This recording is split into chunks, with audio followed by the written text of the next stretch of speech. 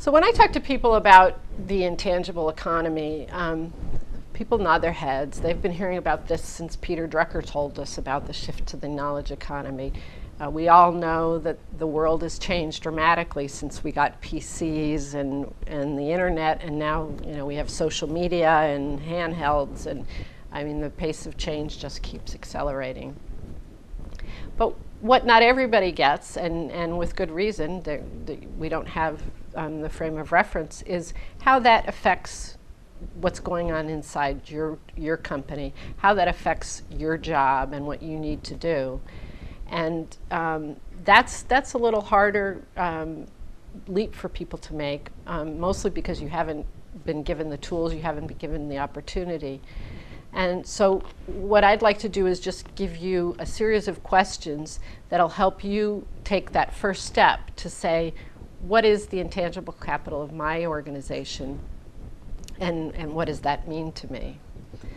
So the one big piece of advice and the very first question that I advise you to start with is, how do we create value for our clients, and how do we get paid for it? Now that's the strategic capital of your organization, and it's important because that's how to get at the root of what drives the performance and value of your company. But it also, I want you to notice, starts with something that's very hard, very real, and very financial. It's revenue. Where do you get revenue? And that's really where you need to start thinking about your intangible capital. This isn't some soft and ephemeral, something you can't understand. I mean, there are aspects of every business that are that way. But what I'm talking about is a very practical, very real. So start with revenue. How do we get paid? The second question is, what is the knowledge and process that's driving that? So every company, to create value for their clients, has a number, and it's usually not more than a handful of core processes. At least in if in a strategic business unit, it's usually just a handful of core processes that drive that value creation for your customers.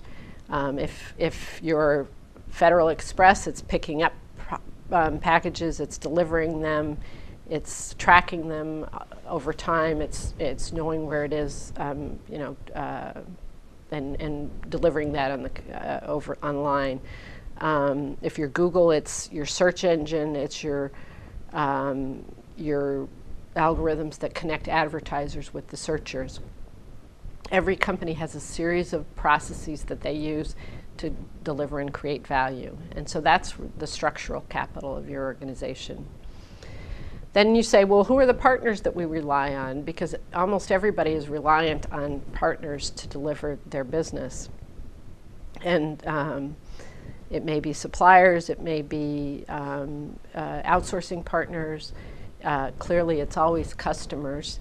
But how are other people plugged into your business and into your value creation process for your customers? So we said, how do we make money? What are the processes? What are the relationships that plug into that or part of it?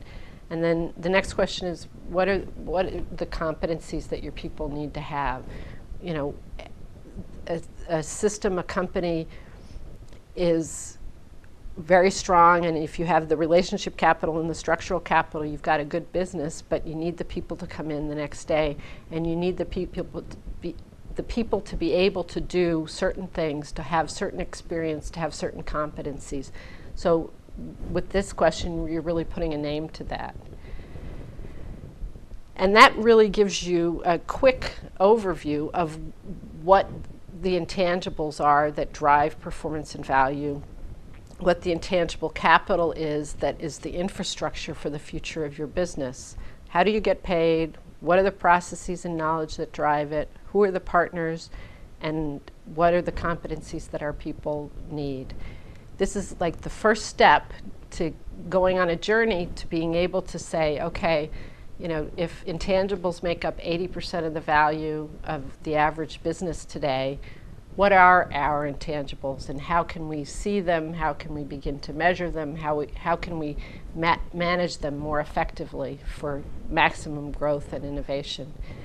This is the first step on the journey, is saying what are our intangibles that are unique to our company and how do they all fit together.